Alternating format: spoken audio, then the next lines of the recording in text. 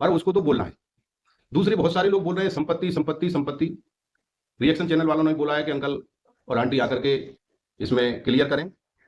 अब दूसरी बात यह है कि संपत्ति क्या होती है। एक्चुअल में मेरे जो 2 बेटे थे, तो मेरी संपत्ति तो चली गई। जो मेरी संपत्ति थी मेरे बेटे थे।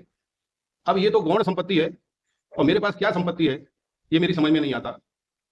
पहली चीज तो ये है कि जो सपना के संपत्ति के जितने भी कागज थे मैंने सारे सपना को सेंड कर दिया और सपना ने ही मंगाए थे मुझसे। अब रहा लोग बाग बोलते हैं उस बिला के बारे में, तो बिला के बारे में मैं आपको क्लियर कर दूं। ये सपना वहां होके आ गई है, वहां से मुझे कॉल आ गया है। इसको जो उस बिला के बारे में करना है वो कर ले, मुझे कोई आपत्ति नहीं है।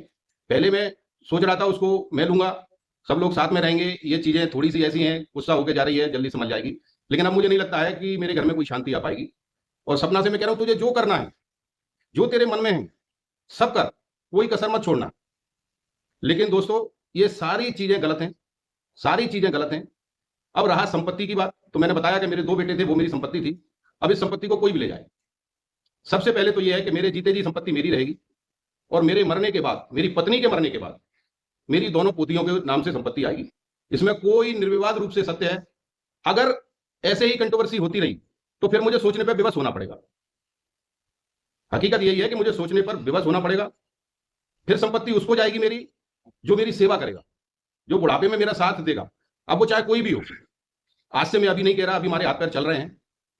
अब मुझे आप एक बात बताइए कि ये पूरे रिश्तेदार अलग नहीं है, खानदान को लेकर साथ में घूम रही है।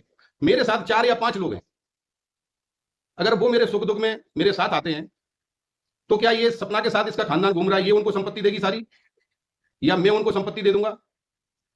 तो मेरा क्लियर स्टैंड है कि मेरे मरने और मेरी पत्नी के मरने के बाद मेरी सारी संपत्ति मेरी पोतियों के नाम जाएगी।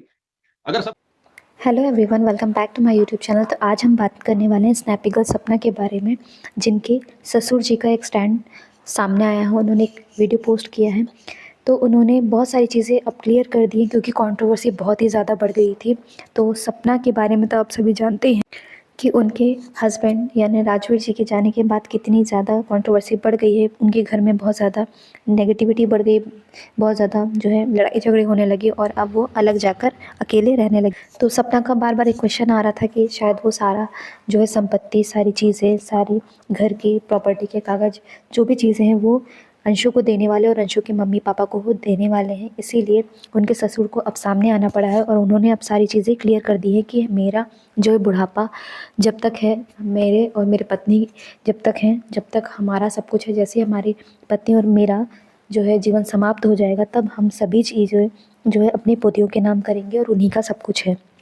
परंतु अगर हमें कोई परेशान करेगा और हमें इस तरह से विवश करेगा तो हमें सोचना पड़ेगा कि हम उस संपत्ति का क्या करें, क्योंकि आप सब जानते ही होंगे कि कंट्रोवर्सी बहुत ज़्यादा बढ़ रही है।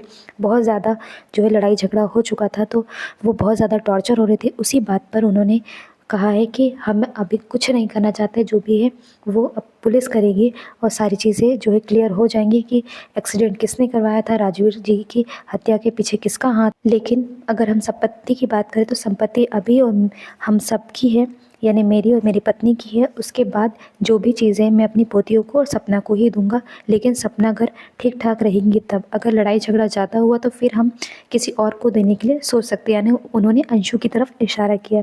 तो फिलहाल इस वीडियो में इतना ही। आप सभी का क्या कहना है कमेंट बॉक्स में मुझे ज़रूर बताना, और अगर ये वीडियो अच्छा लगे तो प्लीज़ मेरे चैनल को लाइक शेयर सब्सक्राइब ज़रूर करें। धन्यवाद।